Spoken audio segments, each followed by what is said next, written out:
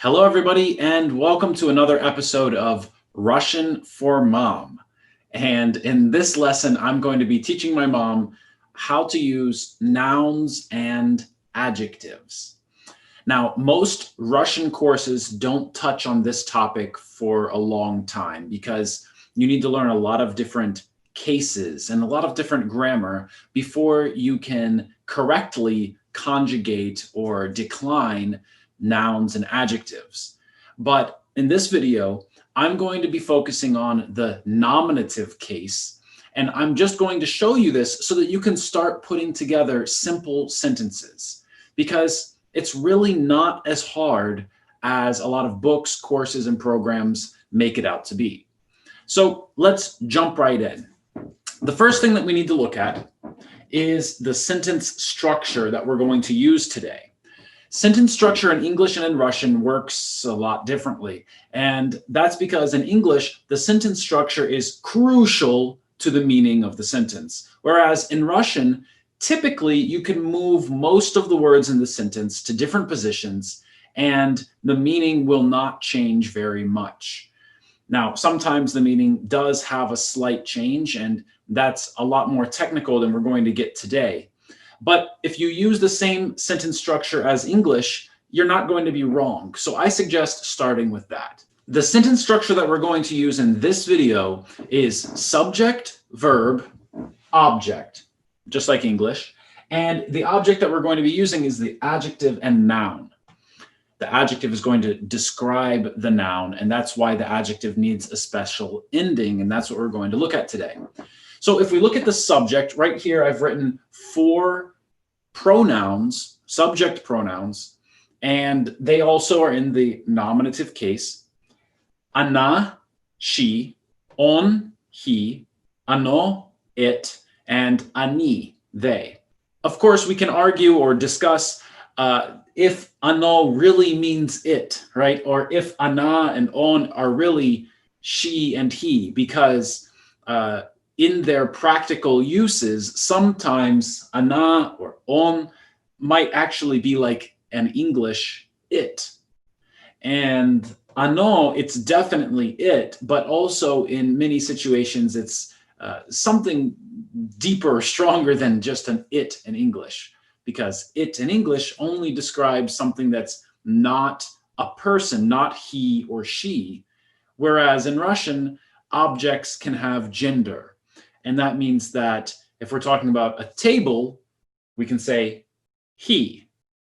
So that's different than English. Now, the next thing we need to talk about quickly is this verb that doesn't exist here in my board work, right?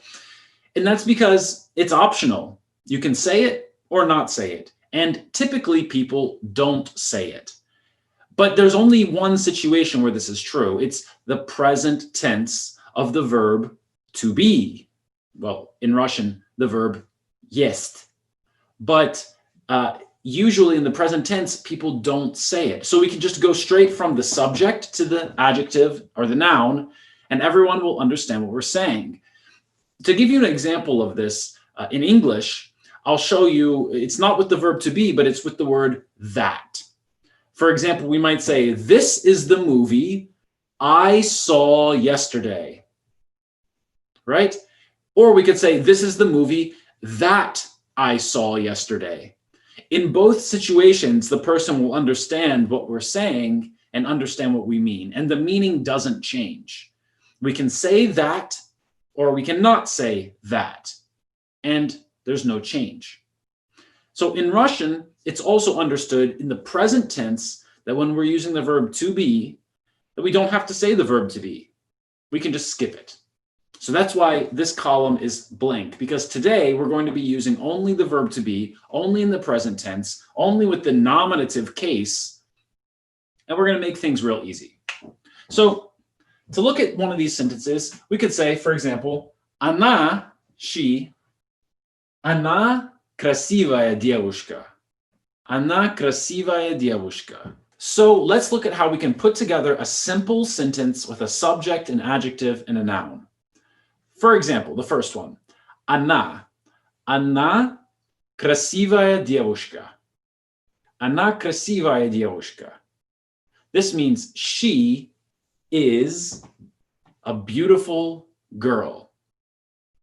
Now, there's two things that we need in an English sentence that we don't have in this Russian sentence, right?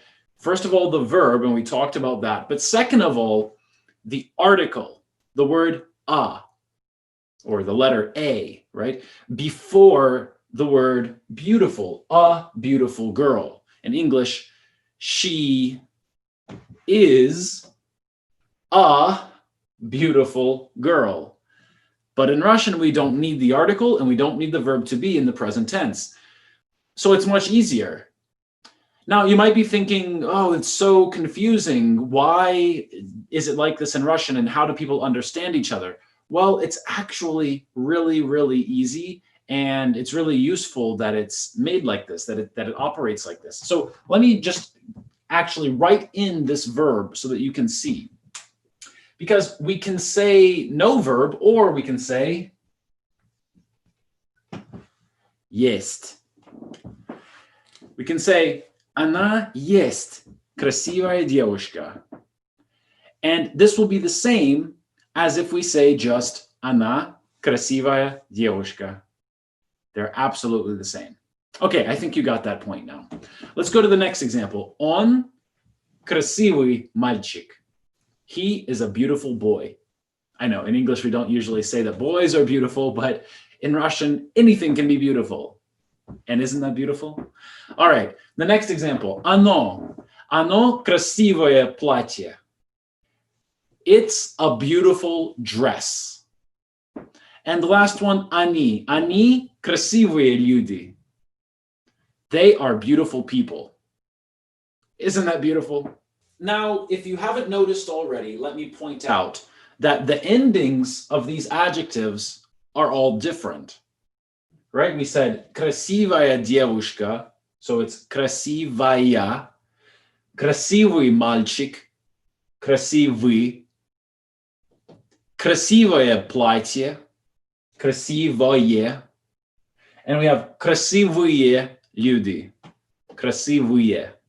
So 4 different endings. And actually, there's a lot more endings. And that can be really confusing when you're studying Russian. That's why we just started today with the nominative case. So this is only nominative. This is only when we're talking about the subject and connecting it to another part, right? So if we had an action or movement, then all of these endings would be different for the adjectives and for the nouns.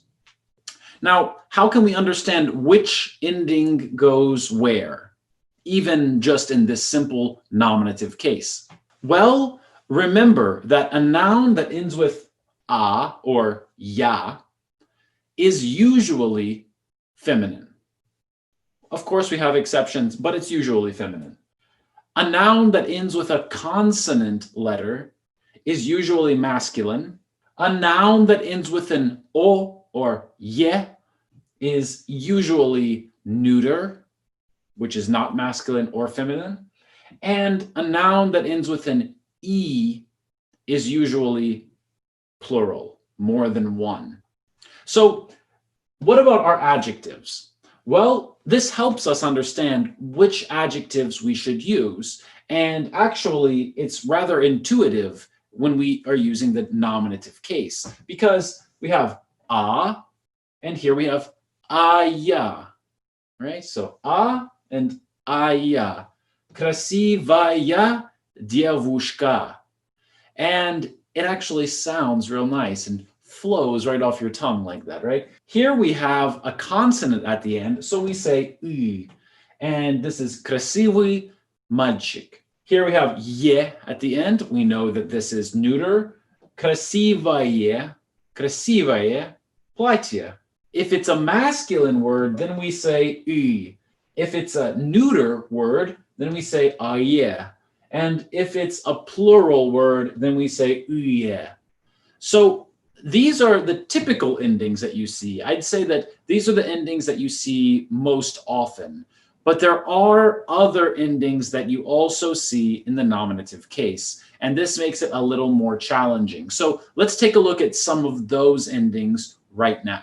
The differences between different endings usually have to do with the letter before the ending.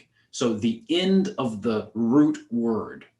And if the end of the root word is hard, then it usually has one of the endings that I've already shown you. But if the ending of the root word is soft, then it might have a different ending. And let's remember that this is just the nominative case. We're not talking about when we have different movements or types of objects. So if we say ana, we're talking about a feminine noun, then we usually have aya, like we talked about already, but we might also have ya. And typically when someone is speaking, you won't really hear a strong difference, at least if you're not a native Russian speaker like me. I'm not, and it took a long time to notice any small difference between these endings. But really, you'll notice it mostly when you read and when you write, because you'll write it incorrectly if you don't use the right ending, right? Okay, so now let's look at some other endings in the nominative case. If we say ana, so the noun is feminine, then we typically have aya, like we talked about, right? Красивая девушка. But we could also have ya at the end of the word, at the end of this adjective. And this happens when the end of the root word is soft. Generally, that's the difference here, is that if the end of the root word is hard, then it's going to be aya. And if it's soft, it's going to be ya. Now, how do you know if it's hard or soft? This gets into much more difficult topics than we're going to discuss here in this beginner Russian video. But generally, you can remember that about 95% or more of the time, it's going to be aya. A good example of a word that has a soft ending would be, for example, sinyaya. So this would have a double ya at the end of the adjective. Sinyaya means dark blue. Or in slang, it could also mean drunk. So this is one example of how it's different. Now, when we have a masculine noun like on, then we have y at the end, like we already talked about, красивый мальчик, right? And that meant beautiful boy. We could also have молодой мальчик, a young boy. And we could also have хороший мальчик, хороший мальчик. This would be a good boy. All three of these words have different endings, but they're all about a masculine noun. Again, typically, you're going to see y and you're going to see oi. And this last one, e, this is when it's a soft ending of a root. But again, that's more difficult than we're going to get into today. Next, we have neuter. Neuter words like ano will have endings like oye, like we talked about already, the красивое платье, and also ye, if the end of the root is soft. And then for plural, for example, они, we would have uye, like we said, красивые люди, and we might also have ие, if the end of the root is soft, like, for example, хорошие люди, good people. So this is really just an introduction to adjective endings and how they change to match the noun.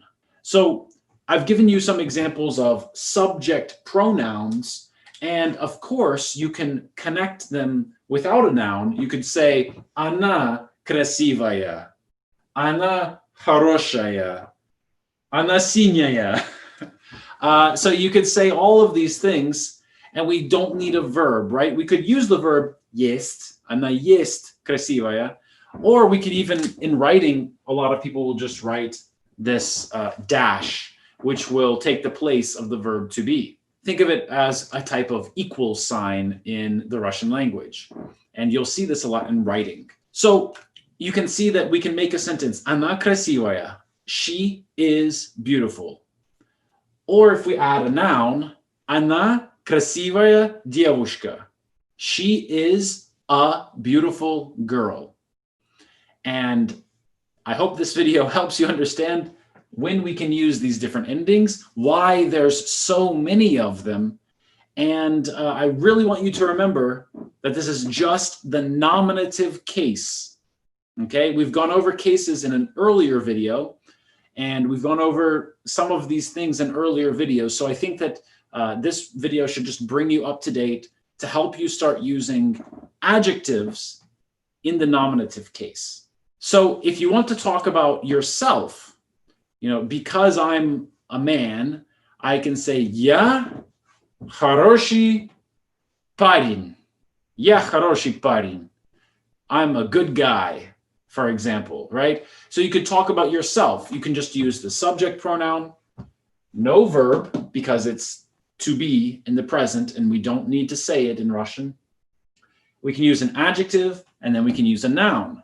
And the noun doesn't have to change endings. It's just the same as you find it in the dictionary because it's nominative case. Adjectives, typically, if you look up an adjective in the dictionary, it will have this ending. It will show you. So you're not changing around endings. You're just putting the right ending with the right gender of the noun. All right, great. I hope you found this video to be useful, and anybody out there who's not my mom, who is watching this video and who enjoys studying the Russian language, practicing it, and would like more practice speaking Russian, you can click on the link under this video and you can go over to our website, and we are starting a conversation group where every day we're going to have a speaking lesson in Russian that you can join. And we're trying to make it super, super cheap. It's just going to be about $50 per month for lessons every day. And the goal of doing this is for you to be able to practice speaking Russian every day, to make it really convenient for you. And the goal of doing it this way is to give you as much practice as possible in 1 month so that you can practice speaking every day. And by the end of 1 month, you'll have a lot of practice. So if you're interested in that, you can click on the link under this video. If our program has already started, then you'll just be taken over to the page where you can make your payment and you can join. If we haven't started yet and we're just putting together the waiting list still, then when you click on the link, you'll go over and you can register to be on the waiting list. And then we'll notify you when the lessons are starting. But I've worked hard to put together this program. I've brought together a bunch of professional Russian teachers who are going to appear in some of the lessons. And then as we get more members, we will add more and more lessons. So there will be even more lessons every day for you to join with different teachers from different places and who will be teaching different topics. So I think you're really going to like studying and speaking Russian in this format, and I look forward to seeing you at our next live lesson. Thanks for watching, and I'll see you next time. Bye-bye.